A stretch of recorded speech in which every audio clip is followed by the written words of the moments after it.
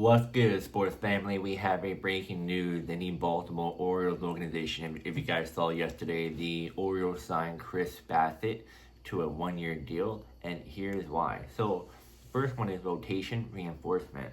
The Orioles have a young arm in their rotation, and but needed a proven, reliable starter to anchor the middle of the rotation. Bassitt is a guy durable, consistent, and able to eat innings without overtaking the bullpen. So pretty much they have a stable guy who don't have to, rely on the bullpen that much. If something goes wrong, he'll still find a way to get things done without trying to use your bullpen over and over again. And, he's always pitching. He doesn't really get injured that much compared to like other pitchers that are mostly get injured a lot. Number two, veteran presence and leadership. Baltimore roster has a lot of youth and high upside talent. They wanted a veteran pitcher with playoff and AL East experience to guide younger pitcher and provide leadership in high pressure games. So a veteran guy is always the best to have on your team because they not only teach the young guys the experience not only in everyday game but also playoffs. And the fact that he played with the Blue Jays organization for a couple of years, he really knows how the AL East works, so he definitely is a good thing to have on your team if you're on the Orioles or any other AL East team, if you know the other team that comes in. Third one, high pressure performance. Bassitt has experience pitching in big spots, both in tight games and challenge divisions. The Orioles want pitchers who can handle adversity without falling apart. Perfect for playoff contention, 100%. I feel like a lot of teams don't have pitchers like this who can handle specific situations, and I feel like veteran like Chris Bassitt has been in the league for a long time. You can say like a Verlander or a Scherzer. I feel like those type of pitchers, yes, they're much older, yes, they're kind of declining, but the fact you have them on your roster, you can definitely see the fact that they can handle whatever situation comes to them. The fourth one, fit for Cam and Yard. And ALE. His pitching style, command, movement, and inducing weak contact is well suited for Orioles Park dimension. My apologies. And against power-heavy AL East lineup, he helped neutralize teams like the Yankees and Blue Jays. So just by being in that ballpark, you can say, oh, well, you can be in any ballpark and it can definitely affect you no matter what, depending on who comes in. No, I think it just depends because the ballpark, either how it's designed, how far it is, how short it is. On top of that, how the wind comes in. It's not like you have a dome, and then just other stuff that plays effect in it. Because when you're pitching the ball, it definitely does play an effect. Just no matter what comes their way. Fifth one, stability over flash. Bassitt isn't a headline-grabbing ace, but he's steady and reliable. The Orioles wanted consistency over boom or bust performance, which is key when managing a young roster with playoff ambition. So, yeah, pretty much, he's not the brightest, signing, but he's someone that you should definitely talk about. And that's why we're talking about him today.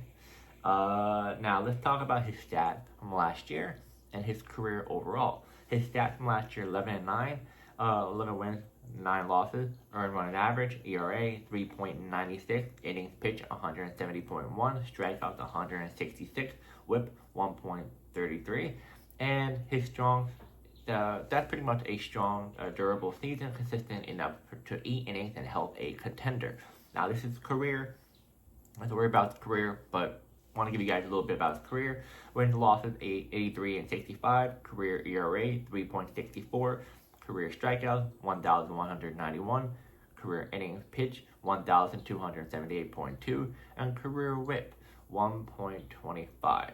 So Bassitt has been a reliable starter across 11 MLB seasons, including time with the White Sox, Athletics, Mets, and Blue Jays, All-Star in 2021, and known for durability and consistency. Frequently start 30-plus games and throw 170, 200 innings plus in a season. Now, let's talk about the good and the bad that he brings to the Orioles organization. So the good, pretty much going to go over a little bit what I just said, but it might be a little bit extra. Durability in 8 years. He's allowed to, consistently always go to every single inning, no matter what. Don't have to worry about the bullpen as much. Then you have veteran leadership, something that the Orioles need to help the young guys. Then you have deep arsenal pitch, Bassitt throws 6 to 7 different pitches. He keeps hitters guessing instead of overpowering them, which helps, age better than purpose velocity guys. So what it means is that pretty much you see a lot of pitchers out there with like 2, 3, maybe 4, maybe 5 pitches in their back pocket. With Bassitt, he has 6 to 7, which is really good because when you have pitchers who have 1 or 2, well, I would say 1 to 3 or maybe 4 type of pitches, the batter can guess it much easier. It's like, okay, I can remember which pitches he can throw and how he throws it. But even 6 to 7, that's really tricky. It could be 2, then you do pitch number 7, and then you pitch number 1, and you're like, wait, what? So he can do whatever he wants, which is awesome. Then we have competitive and smart. Just by a really good, smart pitcher. You don't have to worry about him. And it gives you a number 2 or number 3 starter, depending on how you want to keep him in games, mostly every time, out there. Which is good. So you have a better guy who definitely can trick the hitters, who definitely can stay longer in games, don't have to worry about the bullpen. So it seems like a really good, fit, right? Well, there's a bad part about him, and it is not a power pitcher. He doesn't blow hitters away. If his command is off, contact-heavy outings can turn into a big inning. Age factor, mid-30s, pitchers can decline quickly, velocity dips, or minor injuries can impact effectiveness. Third one, streaky stretch risk.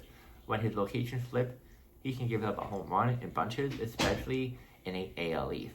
And fourth one, he's reliable, but he's not a true ace who dominates every start. So, yeah, pretty much, he's older. Injuries might affect him. And the fact that there might be more stuff in it.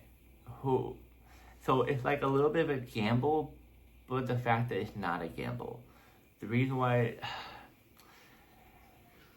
I wouldn't really trust the bad part about him, because I've seen him pitch for the Mets, the Athletics, the Blue Jays. So I wouldn't say that this bad isn't really that bad, because sometimes his location might be a little bit off, and then they can hit a home run off of him, which it happens to every pitcher. But the fact that he still gives you a lot of innings, he still knows how to trick the batters up. He's a veteran, so I'll lean it towards more good than bad. I'm just shocked that, there hasn't been any other team out there who wanted him. Look, I know his ERA wasn't the best this past season, but he had his ERA this past season. I just said it. A 3.96. I know it's not the best, but it's something. If you just fix his pitches a little bit, I know he's in mid-30s, but if you fix his pitches a little bit, it could definitely go down to a 330 or 320. I'm not gonna say a crazy drop, but I'm saying that's a good amount of drop. Maybe 350. You want to say, be more reasonable. But I'm still shocked though. He's a good pitcher. Yeah. But if you guys already know, the Orioles were trying to get Framber Valdez, but for some reason it didn't really work out. Maybe they were not feeling Valdez because of the fact that his history with the catchers in Houston.